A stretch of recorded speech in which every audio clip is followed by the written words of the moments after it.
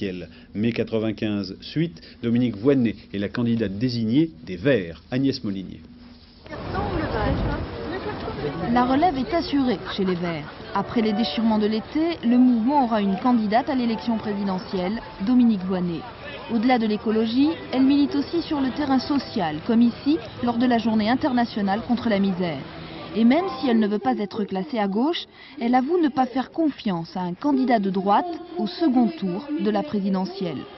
J'ai les plus grandes raisons de douter de la volonté des candidats du camp conservateur de s'engager en faveur de l'arrêt définitif des essais nucléaires, de la semaine de 35 heures ou de la réforme de la politique africaine de notre pays.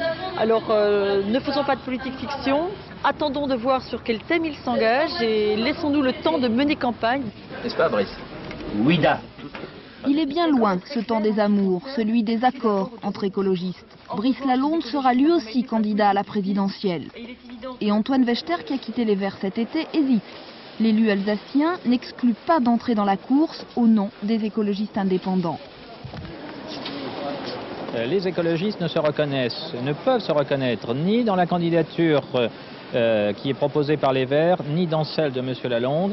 Et par conséquent, s'il ne devait y avoir aucune solution, l'écologie indépendante devrait tout de même être représentée. Pour Noël Mamère, qui a quitté Brice Lalonde pour Bernard Tapie aux européennes, il y a trop de candidats écologistes. Avec ça, on risque de permettre la possibilité qu'il y ait deux candidats de droite au deuxième tour. Moi, j'en veux pas de ce choix-là. Et puis, je sais qu'il y a un candidat qui est possible, à gauche, qui répond assez largement à un certain nombre des préoccupations des écologistes. C'est Jacques Delors.